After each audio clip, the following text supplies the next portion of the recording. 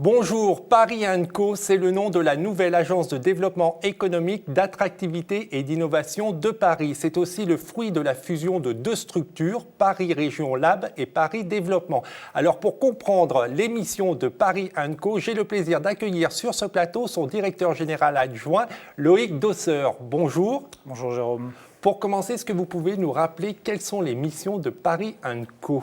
Alors Paris & Co a 5 grandes missions. Vous l'avez déjà presque évoqué au travers du nom, attractivité et innovation. Sur l'attractivité, Paris & Co a une mission de promotion de la place de Paris à l'international, faire savoir qu'investir à Paris pour créer son entreprise, développer une filiale ou réaliser un grand hôtel par exemple, Paris est une excellente place dans le monde. Donc une équipe qui circule à travers la planète entière pour aller repérer des investisseurs potentiels. Donc cette dimension d'attractivité. Sur l'innovation, 4 grandes missions, l'une autour de l'incubation, donc qui est cet accompagnement à l'émergence de nouvelles entreprises innovantes. On reviendra, je pense, dessus au travers de la discussion. L'expérimentation, faire de Paris un véritable laboratoire urbain, permettre à des innovateurs, quels qu'ils soient, petits ou grands, français ou étrangers, de considérer que Paris est une bonne place pour tester une solution in vivo in situ. Le Club Open Innovation, c'est la relation aux grandes entreprises, c'est le dialogue sur l'innovation ouverte avec des grands groupes, sur la transformation grâce au digital de leur métier, en lien étroit avec les startups. Et de dernière branche, parce que l'innovation, ça se fête, c'est l'événementiel. L'innovation, c'est le fruit de la rencontre, donc c'est des grands temps de rencontres, c'est des concours, c'est des grandes soirées, c'est des ateliers, toute situation qui permet aux uns et aux autres de se croiser. Alors avant de rentrer effectivement en détail dans ces différentes missions, est-ce que vous pouvez aussi nous rappeler quels sont les objectifs? En fait, c'est avoir une tête de pont, avoir un nom, Paris & Co, qui permet à tous ceux qui veulent entreprendre sur Paris d'être aiguillés sur les bons programmes, les bonnes structures? Alors on a effectivement une mission qui nous est confiée par la collectivité parisienne, d'être un peu fédérateur d'actions et un point repère pour effectivement toute bonne initiative, mais en aucun cas d'être hégémonique sur ces sujets-là, puisque l'enjeu, c'est qu'au contraire, un maximum d'initiatives puissent voir le jour, donc on ne doit surtout pas écraser tous nos partenaires.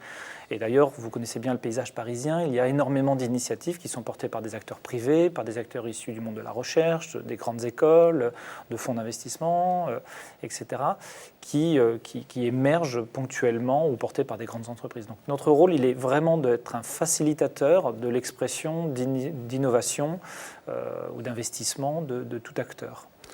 Alors on va revenir sur les missions. L'une des missions, c'est l'incubation. Vous gérez combien d'incubateurs, combien d'entreprises sont incubées? Alors aujourd'hui, on est sur 9 sites à travers Paris, une dizaine bientôt, dans la moitié des arrondissements parisiens. Je ne vais pas les citer tous, mais depuis le cœur de Paris jusqu'au 18, 19e, le 15e, le 16e dans quelques mois. C'est 190 entreprises incubées à un instant T dans nos murs, donc ce qui fait effectivement de Paris & Co un des plus grands incubateurs européens. Et puis des grands lieux, je crois que c'est aussi une grande spécificité de notre activité, c'est qu'on a des petits lieux en cœur de ville et des grands lieux qui permettent effectivement de croiser énormément d'entreprises, puisqu'il y a d'autres partenaires qui sont associés sur ces grands sites. Je pense dans le 18e, au site Nord Express, où il y a 8000 m², plus d'une centaine d'entreprises hébergées dans cet immeuble. C'est uniquement des incubateurs thématiques? Pas exclusivement pour l'instant. On a effectivement engagé un mouvement de thématisation, mais large, puisqu'il ne s'agit surtout pas de recréer des silos de filières, mais bien de le travailler, par exemple, autour de la thématique du tourisme, comme on l'a fait rue de Rennes avec le Welcome City Lab, où on va essayer d'associer des entreprises petites et grandes qui travaillent à l'innovation dans le tourisme. Et l'innovation dans le tourisme, ça peut concerner une chaîne de valeur très longue, depuis effectivement l'accueil du tourisme dans l'hôtellerie, le transport, le shopping, toutes les activités qui vont permettre l'information touristique, la signalétique, tout ce qui va permettre effectivement de mieux accompagner le vécu d'un touriste à Paris. Sur d'autres grands sujets comme le sport, effectivement, même chose, on va traiter de la construction du stade jusqu'au vécu du sportif dans une enceinte sportive ou à domicile en regardant sa télé. Donc, on est effectivement engagé dans un parcours de consolidation de grandes thématiques qui sont très proches des grands enjeux de la cité, de transformation de la cité. J'ai cité le sport et le tourisme. On travaille beaucoup sur l'immobilier intelligent, donc c'est un programme en devenir. Tout ce qui va toucher à la ville durable, les mobilités intelligentes, la logistique. On va travailler, on développe un programme autour de l'économie circulaire, l'économie du partage. un très gros programme également qui verra le jour dans quelques mois dans le 19e arrondissement.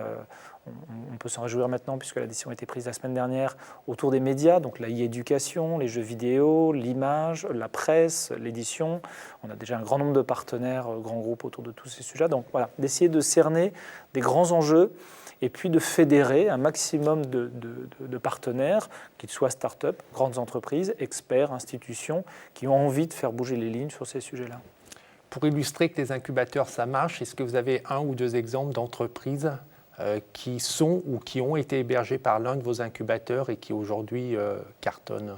Je vais citer une boîte, on est très heureux pour eux, qui s'appelle Guest to Guest, qui fait c'est de l'échange de maisons.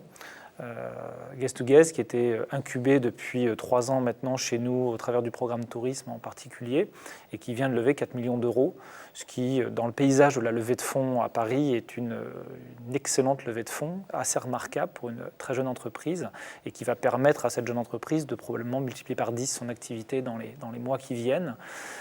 Voilà, je pense que c'est ce genre d'exemple. Il y a eu, si on reste un peu dans l'univers du tourisme, vous avez tous vu à un moment ou à un autre sur les affiches de métro l'Illigo.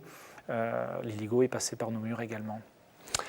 Paris Synco, une autre facette de cette agence de développement économique, d'innovation et d'attractivité, c'est Paris Synco Expérimentation. Qu'est-ce que vous y faites ? Qu'est-ce qu'on y fait ? On expérimente, c'est-à-dire qu'enfin on permet à des innovateurs d'expérimenter. Le mot de départ, un petit peu, qui nous avait été confié par Jean-Louis Missica, adjoint au maire de Paris, était de faire de Paris vraiment un territoire où chacun se sente en mesure de tester sa solution. Et quand je dis chacun, c'est un entrepreneur de start-up qui est basé à Paris ou qui est basé à Barcelone, comme un cadre de grand groupe qui a envie de tester une solution parce que dans son laboratoire ou dans son centre d'essai technique, il manque juste un élément qui s'appelle le Parisien. Et que le Parisien ou le touriste qui passe à Paris, c'est un élément très intéressant à observer face à l'innovation. Donc on va effectivement accompagner, on a vraiment une mission d'ingénierie, d'assistance à maîtrise d'œuvre sur la mise en place d'une innovation durant quelques jours, quelques semaines, quelques mois, parfois quelques années quand on touche au vivant, par exemple le végétal. Exemple très concret, on avait eu le premier programme qui avait été lancé, était autour du mobilier intelligent. Alors, je ne sais pas s'il est intelligent, mais en tout cas il était innovant, et d'autoriser effectivement l'installation d'objets ou de services que des personnes identifiées comme du mobilier urbain, que des acheteurs publics n'auraient pas forcément mis dans la case mobilier urbain. Mais ça a permis effectivement de bouger des lignes et d'envisager des solutions complètement différentes. Ça a permis à des startups, et je vais prendre un exemple espagnol, une jeune entreprise qui s'appelle Sabacocho, je ne voudrais pas dire d'erreur, et qui nous a proposé des potelets à mémoire de forme. Vous savez, ces potelets marrons, il y en a plein à la chaussée parisienne, pour protéger les piétons des voitures ou autres, qui sont des objets potentiellement sécurisants, mais potentiellement dangereux, parce qu'ils sont très rigides. Et donc cette jeune société a proposé un potelet qui s'abaisse en fonction des chocs et de la violence du choc. Ils ont pu développer ça et effectivement, ils ont été repérés et ils ont pu trouver des clients grâce à cette phase d'expérimentation. Donc c'est vraiment de permettre à chacun de venir tester, de se confronter au réel, de voir ce que ça donne, de subir les aléas d'une installation sur le trottoir, dans une crèche, dans une maison de retraite, dans une mairie d'arrondissement ou au siège d'une grande entreprise. Donc on le fait soit avec la collectivité, soit avec des grandes entreprises. On a un programme avec Air France, par exemple, dans des domaines extrêmement variés. J'ai cité le mobilier, mais on l'a fait également dans les végétalisations innovantes, autour de tout ce qui est les flux dans la ville, métabolisme urbain, la vie circulaire. On vient de lancer un programme sur la logistique durable pour, évidemment, voir venir de nouvelles solutions pour mieux transporter le bien, atteindre ce fameux dernier mètre dans de meilleures conditions. Autre dimension de Paris Synco, c'est le Club Innovation. Le Club Open Innovation qui est effectivement la réunion en fait d'aujourd'hui 65 grands groupes, parmi les plus grands, mais aussi des moins grands, des célèbres et des moins célèbres, peu importe. Ce qui nous intéresse, c'est effectivement de réunir autour de la table et au travers d'opérations extrêmement concrètes des entreprises qui ont envie d'avancer, de pousser des lignes sur cette notion d'innovation ouverte, qui est vraiment de mettre un peu sur la table des enjeux qui sont parfois proches des enjeux stratégiques, et qu'ils ont envie effectivement de confronter au regard d'autres grandes entreprises et aussi à ces regards de start-up, à ces petits objets un peu étranges qui sont des entreprises de parfois moins de 10 personnes. Et quand on a un grand groupe comme Sanofi ou Total qui arrive avec des dizaines de milliers de collaborateurs, on peut s'interroger sur les enjeux réciproques. Et pourtant, il y en a plein. C'est comment les grands groupes arrivent à entendre les signaux qu'envoient ces jeunes startups qui sont potentiellement des relais de croissance, qui sont potentiellement des concurrents. Personne n'avait imaginé, il y a plusieurs années, on le cite régulièrement, donc je le reprends, mais que Blablacar serait un concurrent de la SNCF. Et pourtant, aujourd'hui, réellement, sur certaines lignes, Blablacar a pris des positions très fortes. Et on peut citer d'autres acteurs. Là, aujourd'hui, on se réjouit parce que c'est une jeune entreprise française, mais des grandes entreprises américaines ont pris des places importantes face à des acteurs très dominants. Donc, comment, effectivement, on détecte en amont ces situations? Comment des entreprises très installées, habituées à faire de l'innovation, des grandes entreprises comme... j'ai cité GDF, Suez, sont engagés dans des processus d'innovation extrêmement complexes depuis de nombreuses années. Ils nous ont pas attendus. Et pourtant, ils sont engagés en proximité très forte avec des startups. Donc le Club Open Innovation va permettre du dialogue entre les grands groupes, de la rencontre avec des startups, d'identifier sur certains segments un nombre suffisant de startups, et c'est de l'apprentissage réciproque. Beaucoup d'ateliers pour permettre aux uns et aux autres d'apprendre à travailler ensemble. Que ce soit l'incubation, l'expérimentation ou le Club Open Innovation, je pense que vous avez fait envie à des entreprises, des startups, de participer à ces différentes dimensions de Paris Synco. On fait comment ? C'est assez simple, on vous contacte, vous accueillez tout le monde ou il y a quand même des critères de sélection qui sont assez sévères ? Des critères. Alors on essaye effectivement d'avoir un panel d'activités qui autorise un petit peu chacun à nous croiser ou à croiser les autres acteurs d'innovation à Paris, parce que je parle de nous, mais il faudrait également parler de NUMA qui est bien connu, mais de 50 Partners, d'Agoranov, de Paris Biotech Santé, du 104, de plein d'acteurs qui effectivement composent ce paysage extrêmement dynamique de l'innovation à Paris. Donc on essaye sur le site de Paris Synco, donc parisynco.com, de mettre en valeur l'ensemble des acteurs qui font l'innovation à Paris. Donc il y a notre porte, mais il y a la porte de tous les amis. Et toutes ces portes-là sont extrêmement qualifiées et peuvent offrir des réponses pertinentes aux innovateurs. Ensuite, effectivement, nous, dans nos process d'incubation, on a une sélectivité. C'est normal, même si on offre aujourd'hui 190 à 200 places en incubation, on reçoit plus de 1000 candidatures chaque année. Donc voilà, on ne peut pas répondre à tout le monde. Néanmoins, on anime de très nombreux ateliers, de conférences, de séquences de formation, de grands événements comme les Grands Prix de l'innovation de la ville de Paris par exemple, qui sont ouverts très très largement au-delà de nos propres lauréats, de nos propres entreprises incubées. Donc suivez nos informations, la newsletter, on relaie notre information, nos concours, nos workshops, nos conférences, mais aussi toutes les autres.